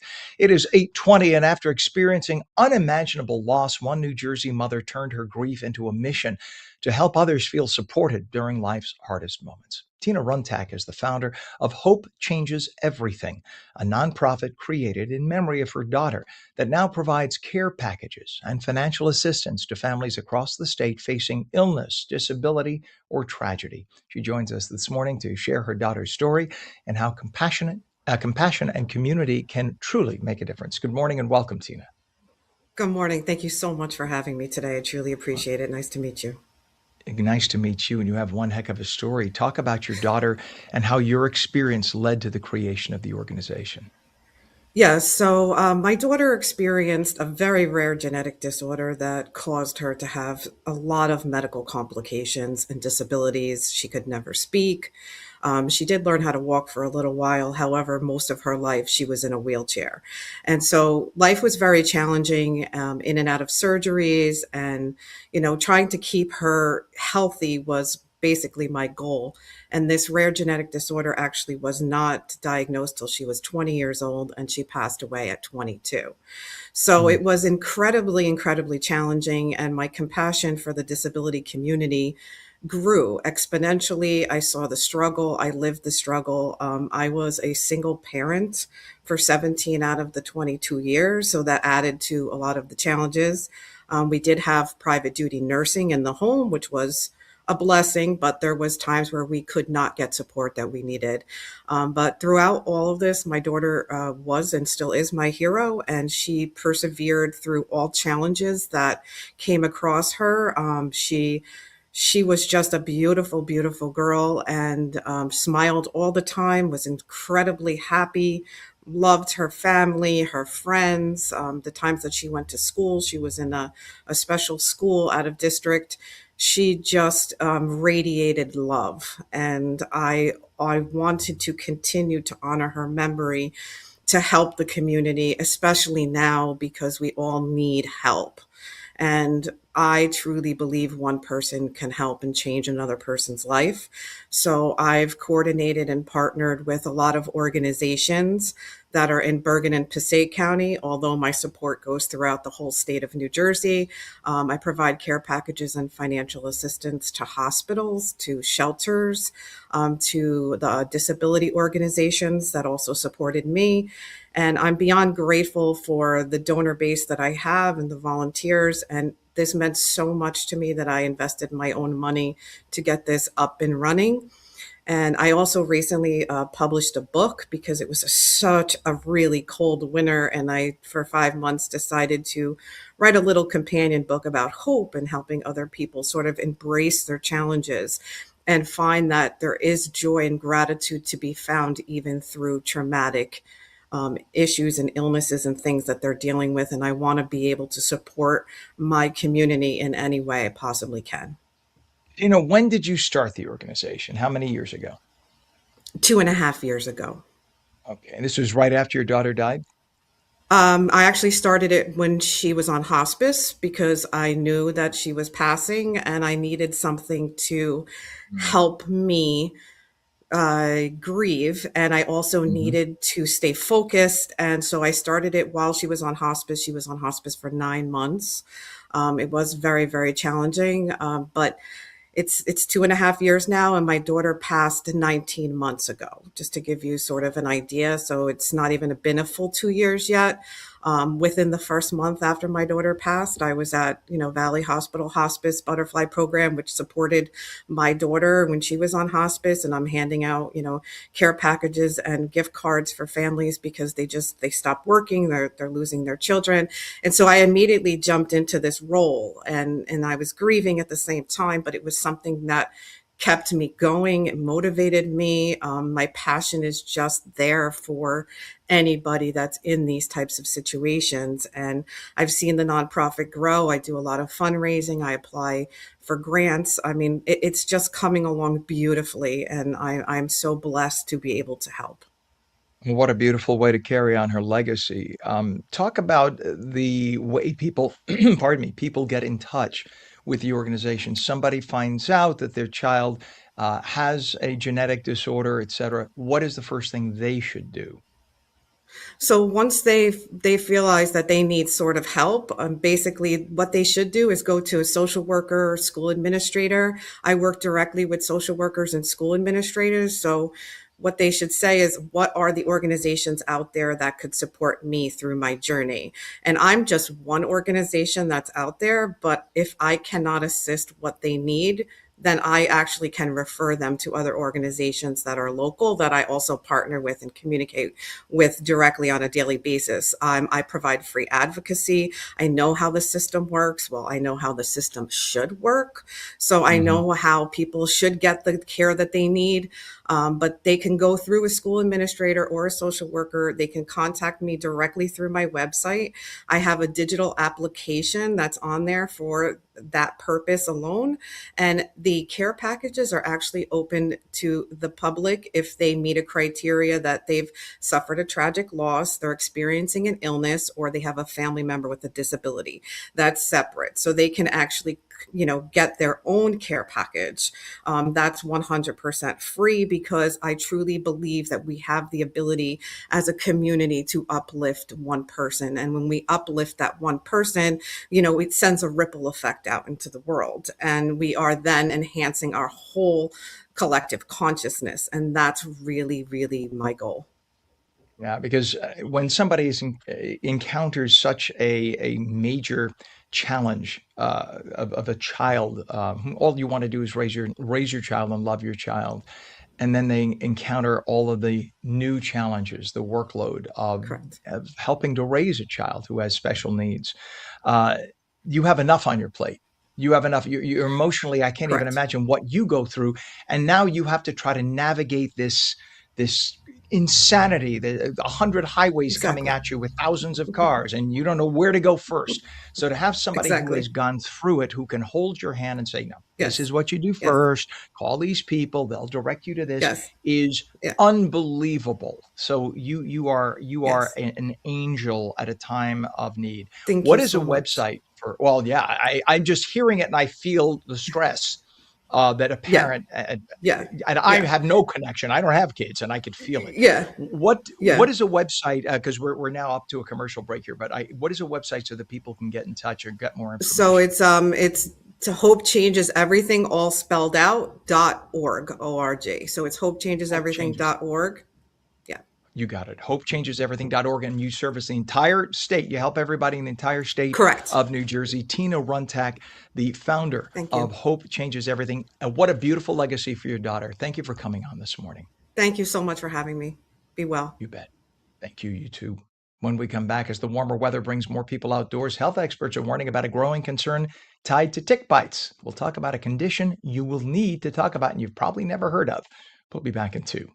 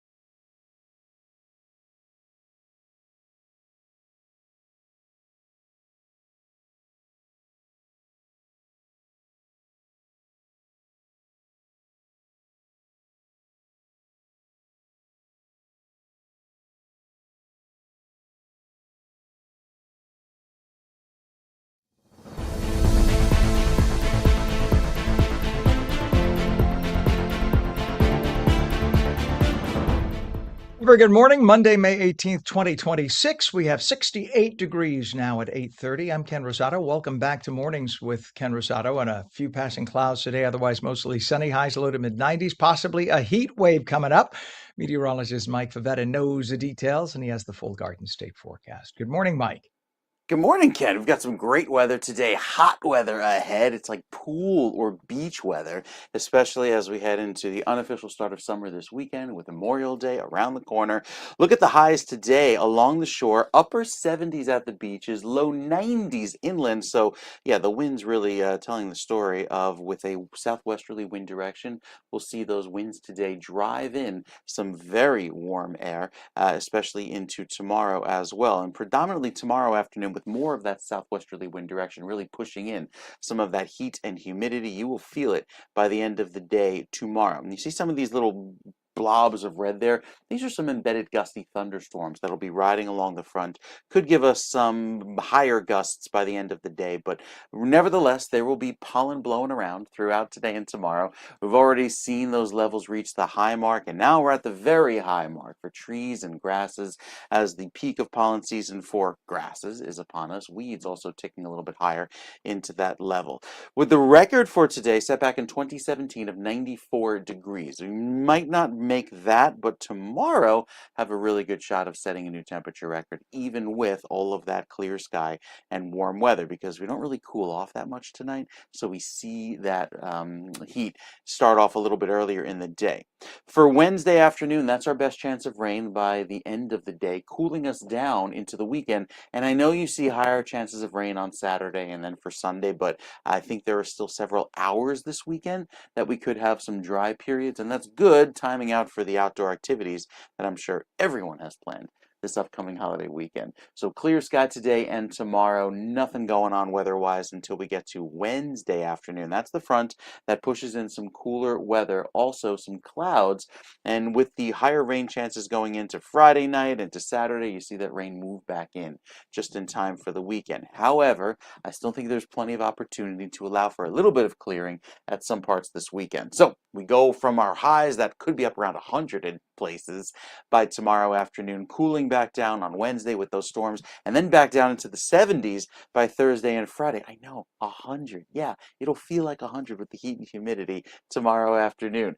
By Saturday and Sunday, that's where we see a little bit of a cool down and better chances of sun, I think, by Sunday, but Saturday is looking pretty wet as of now. The shore points got great weather there for you right up until Thursday when it cools back down into the 60s this upcoming weekend, Ken. All right, Mike. Thank you very much, sir. Looking forward to the heat wave. I love it. As you said, hundreds. Pam, our director, went, "Good Lord." Pam is a cold weather person. Definitely not into the warm weather, but I say bring it. Thank you. Yeah, Mike. It is 8:33 right now, 67 degrees northern New Jersey and 71 in Trenton. It is 65 in Cape May and 68 in Vineland. And in terms of traffic, we have an issue still on I-80, and this is by Route 19. You'll see this. This is westbound. There was an issue by Squirrelwood Road, which is just an exit away from there. And you can just see just a little bit of delays in terms of volume. It's not a massive problem, but nonetheless a bit of a slowdown. That's in the Patterson area, just to kind of keep an eye on. We do have some other incidents to tell you about. Garden State Parkway, there's a crash. Northbound south of Colonia service area, Woodbridge, all lanes open. Vehicles move to the right shoulder. Route 9, we have a down pole, both directions impacted. Cedar Run Dock Road, Stafford, all lanes closed northbound. Left lane of 2 lanes closed southbound. Another issue on I-80, and this is express lanes eastbound west of exit 68 by the Turnpike and 195 interchange in Teaneck. The right lane is closed there. Route 46 has a down pole east of Pequest Hatchery in Liberty Township. All lanes are open. And delays right now at the Hudson River crossings at the Holland Tunnel. We have a delay of 30 minutes making your way in by 139, and it's 35 minutes coming from the Turnpike. You could see the slowdown right there. The Lincoln, not so bad. It's 25 minutes in. GWB upper and lower level, actually pretty good, 20 to 25. So it's heavy but moving, as you can see there, upper level on the right, lower on the left. It is 8:35. As the warmer weather brings more people outdoors, health experts are warning about a concern related to tick bites. It is called alpha-gal syndrome. Alpha-gal syndrome. Now, it's a serious allergy that can develop after you get bitten by certain ticks. Cases have been gaining national attention as tick populations continue to rise across the country. Craig Sansig is the Vice President of Operations for Viking Pest Control. He's here to talk about tick safety and protecting homes and pets. Good morning, Craig. Good morning. How are you, Ken? I'm good. I live in Morris County now. I can say that much. We don't get into the specifics of where for obvious reasons, but I'm in Morris County.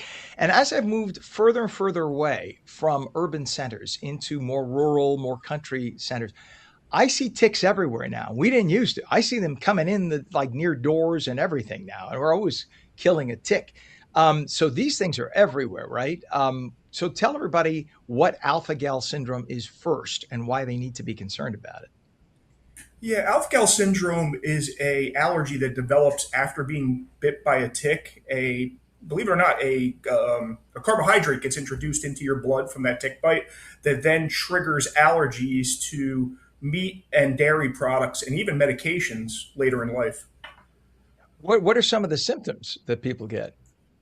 They could get symptoms similar to loss of feeling. They could get inflammation, irritable bowel syndrome. It's often confused with. They actually think now that a lot of cases of irritable bowel are actually misdiagnosed. it's actually more prevalent than they thought. The CDC now thinks there may be 400,000 plus cases of this worldwide that have gone undiagnosed at this point. And I'm sorry that I put you on the spot because I'm acting as if you're a medical doctor. You are from Viking Pest Control, so I apologize to throw that curveball at you. But thank you for handling it very well. So what is the deal with the tick populations, and why are they increasing? Does it have to do with warmer weather? What's causing that? Believe it or not, the snow is beneficial for the ticks and the mice. A lot of times, diseases are transmitted or carried by mice, then are then contracted by the ticks. And we've seen increases in both over this last winter. The snow actually provides an insulation layer, protects them from predation, and allows both to really flourish. It actually keeps them from freezing too deeply. So we are expecting to see above average levels of tick activity this season. Wow. And in New Jersey and throughout the Northeast, are we seeing more cases of alpha gal connected to tick exposure? Is it because people like the nice weather now and they're coming out in the few months that we have in the Northeast? Absolutely. And I think it's very easy to forget to put on the insect repellent. And, it's really important that we wear those long pants, long sleeves, wear that insect repellent, and check ourselves before we're done. If you're starting to see ticks around the home, if you're seeing them on your pets, which is a very major cause of people being exposed, is they let the pets onto sofas, they let pets into beds, and those ticks fall off and then feed upon the human host. So really important to make sure you're taking care of your pets, treating your pets, taking protective measures when you go out into the field. And if you're seeing high levels of pest activity, it's really best to try to contact a professional so they can knock down those activity levels. So, what are some of the most common places around the home where ticks tend to hide, other than we know on the bed now you mentioned? Should we look in doorway areas? Where should we be looking? Most tick species do not reproduce indoors. There is one that's in our area that does, but predominantly outdoors on shrubbery, in leaf litter, in cooler weather, taller grass, plants, that sort of thing. So yeah, So if we sorry, go ahead, Ken. I'm sorry. I was going to say, if we find them in the house, what are the chances that they probably took a ride on our foot or something? Very high, yeah, very likely. They on a pet, on a person, very likely to get inside. They usually don't just crawl inside. Usually they grab on and process called questing, and then they find their way into your home and onto you. So That even grosses me out even more now. So, what can homeowners do to make their yards and their houses less attractive to ticks? you want to keep grass and shrubbery cut back, trimmed down low. Usually, grass is not an issue, so you don't have to treat lawns per se, but the periphery, the overgrown areas, shrubbery, boxwoods, flowers, or non-flowering plants, those sorts of things should be treated. When I was a kid, we used to have flea and tick collars for our dogs, and now the technology has gotten way beyond. They have tablets they could chew, right? And if the tick bites the dog, I guess is it that the tablet prevents it from getting affected, or the tablet kills the tick, right? When they bite the dog, the tick basically dies. Yeah, it kills the tick. It becomes a systemic pesticide. It gets transferred through the bite to the tick. Yep. Gotcha. So that It helps to works prevent quite that. well. Or if they, yeah. So if even if they did hitch a ride on the doggy and took a little bite, that once they get in the house, they're not long to live anyway. So that's a good thing. So some simple precautions. We're gonna cut the lawn, keep that, trim the hedges, etc. But also, if we're going to spend a lot of time outdoors, again, should the family use a lot of not insecticide, but repellent on their bodies to prevent those ticks from coming close? Yes, make sure you're using an EPA approved repellent. Make sure you're following all those directions to make sure you're using them safely, especially if you're pregnant or nursing.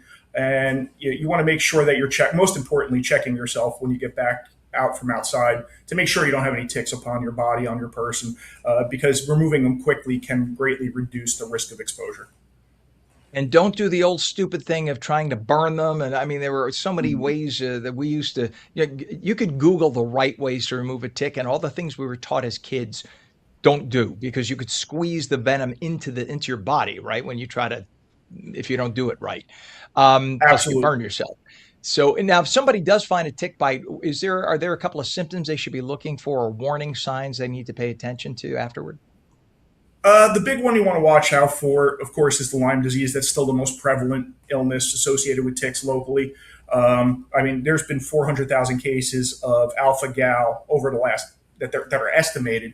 They get a 400,000 cases of Lyme disease annually. So it's much higher risk. It's the number one arthropod-borne illness. Definitely watch for that. If you have a tick and you're not sure when it did adhere to you, it's always best to go see your doctor to get a prophylactic treatment regimen performed. And yeah, we always recommend treating that yard in that case to try to knock down those issues. Just a reminder to everybody, when you see a horseshoe crab at the beach or eat crabs, those are first cousins of ticks and spiders, aren't they? Distant cousins, yes, yes. Love it. What first we should also say you're Viking Pest Control and you're on it like nobody's business. We love that. What's a website so people can reach out to Viking, get more information, and treat their homes? VikingPest.com is the best way to look us up on the web. And by phone, it's 1-800-618-BUGS, BUGS. Love it. Craig Sancic, Vice President of Operations for Viking Pest Control. Thank you so much for coming on this morning. Great advice. Thank you. Appreciate having me. You bet. Thank you. I appreciate that. It is very important to do what he says because I'm seeing him. I mean, I'm seeing him all over the place. Ticks are like crazy. Now we got to worry about alpha gal. We had Lyme disease and now alpha gal. It is 68 degrees right now at 8:43. When we come back, more families face difficult decisions about long-term care. Some are raising concerns about the paperwork residents are asked to sign when entering nursing homes. Our friends from AARP New Jersey will be here to talk about it. We're back in 2.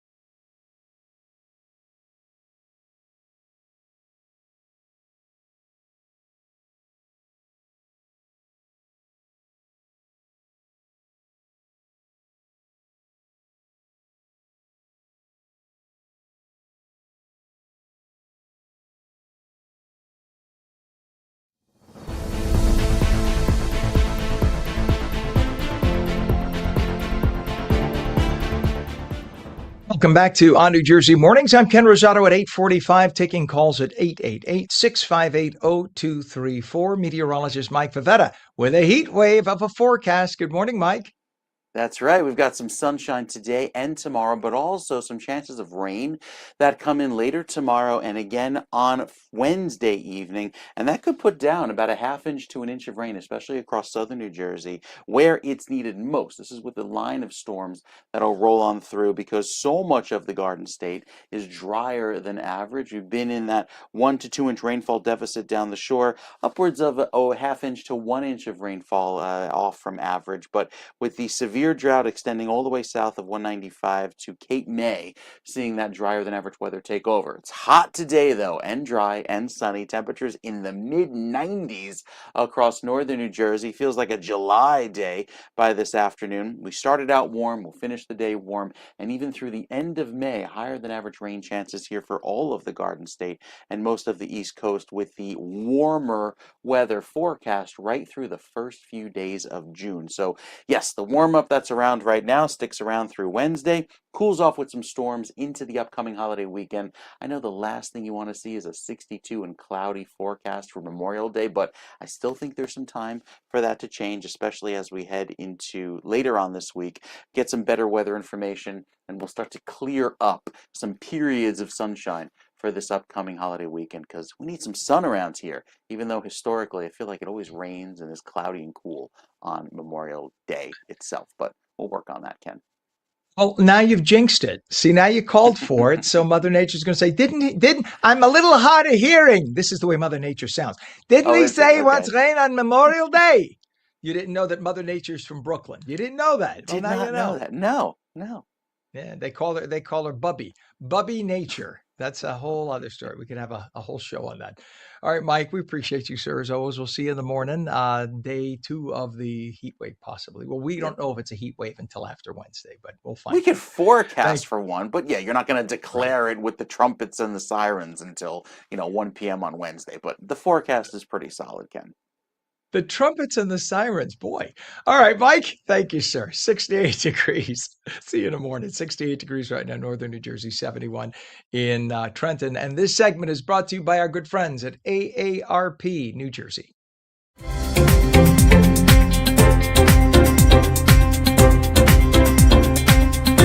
As more families face difficult decisions about long-term care, advocates are raising concerns about the paperwork that many residents are asked to sign when entering nursing homes, often during stressful or medically vulnerable moments.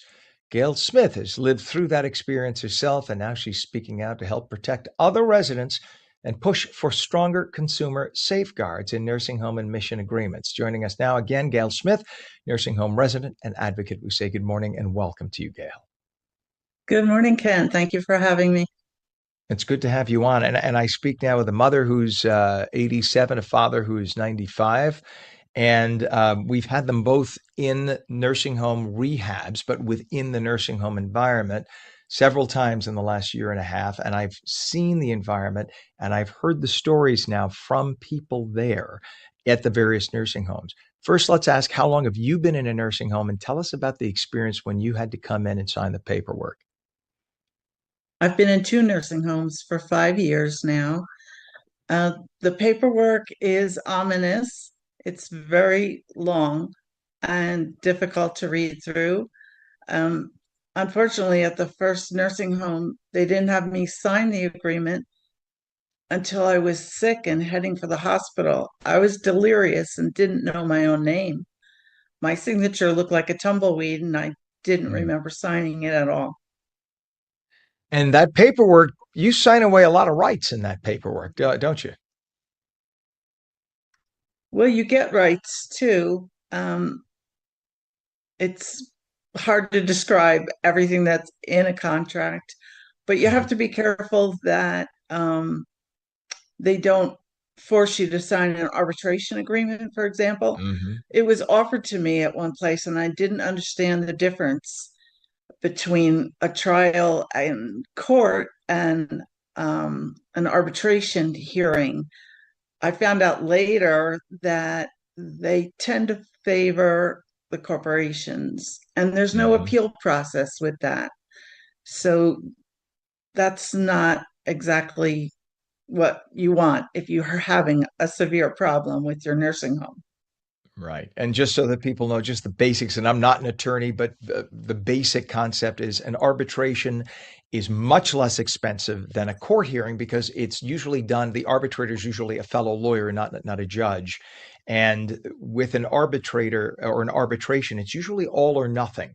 So if you go to an arbitration, they call it binding arbitration, it's usually all for one side or all for the other, whereas court, you could be kind of awarded a partial judgment. So that's why I think corporations prefer that. It's less expensive, and it's harder to win 100% of anything.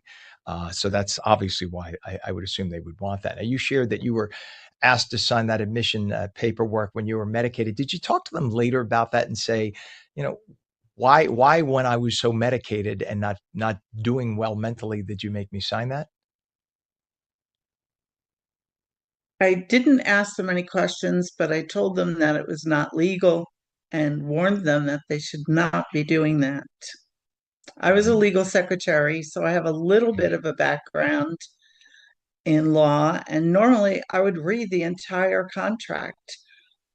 People started saying, your contract, this, that. I said, I don't have a contract. Mhm.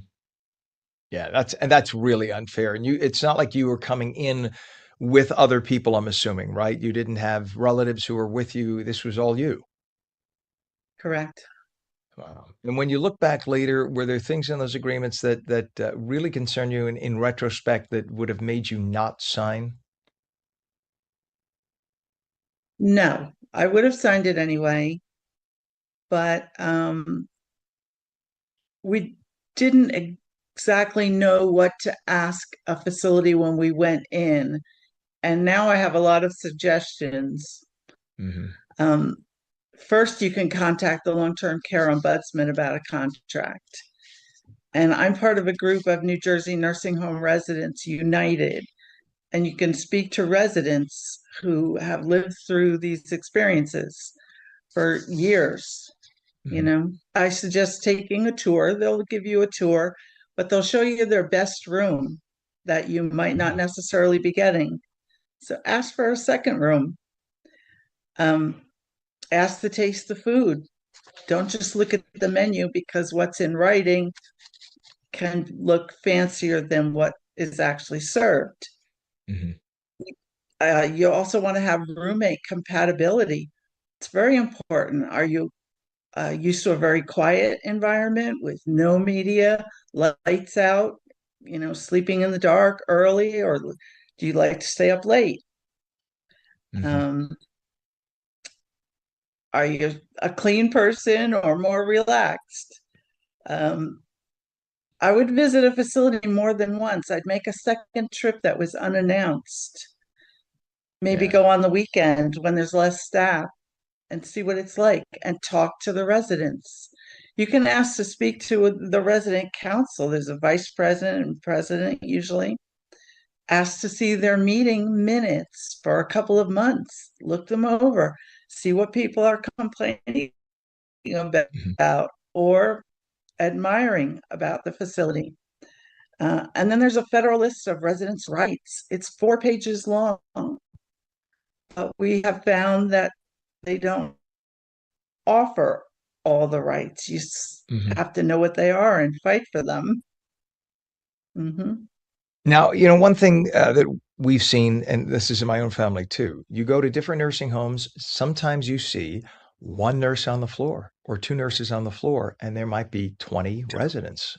And if you need help or you need something, it's hard to get anybody to come. And yet these nursing homes charge an awful lot of money, whether you're paying out of pocket or you're paying via Medicaid or Medicare, et cetera.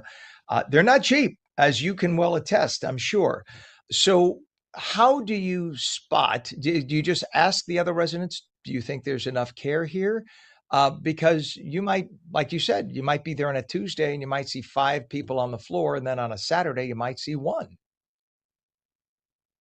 There's a report on the front desk, legally has to be there, that says how many residents a certified nurse assistant is taking care of for the day. Our state law says for the first shift, it has to be only 8 residents. Mm, interesting. I did not know that at all. I said my relatives are in New York State, but I'm sure it's quite similar there. And if you could leave Mm. any message for families who want to look around at different nursing homes before signing nursing home paperwork for themselves or a loved one, what advice would you give? Is there one piece of advice? For me, I start with prayer. God can lead you to the right place. And think about what you would like. You don't get to take a lot of possessions with you. You're going to be probably sharing a room, but good things can happen there too. The activities departments vary from one to the other, but they can provide a good time, or you can make your own entertainment and fun, which I tend to do a lot. Good for you. Well, I'm glad you're being such a great advocate, nursing home resident and advocate Gail Smith. Thank you for coming on this morning. God bless you, and I hope you nothing wish for you nothing but joy and good health there. Thank you so much, Ken. It's good to see you. Likewise. All right. It is 8:57 now, and we have a temperature of 68 degrees in northern New Jersey, 71 in Trenton. Meteorologist Mike Favetta says we will have a couple of passing clouds. Otherwise, it's going to be mostly sunny, hot. Highs low to mid 90s, possibly setting us up for a heat wave. Looks like we'll have through Wednesday at least temps in the 90s. And that's on New Jersey Mornings for your Monday, May 18th, 2026. I'm Ken Rosato. Remember, you could stream us at onnj.com, onlaca.com, onfla.com, Roku, Fire TV, News on Samsung TV Plus, Apple TV, YouTube, Facebook, X, Substack, Rumble, Twitch, and Local Now. We'll catch you again tomorrow morning starting at 7. Till then, tell all your friends, and we'll see you then. Have a good day.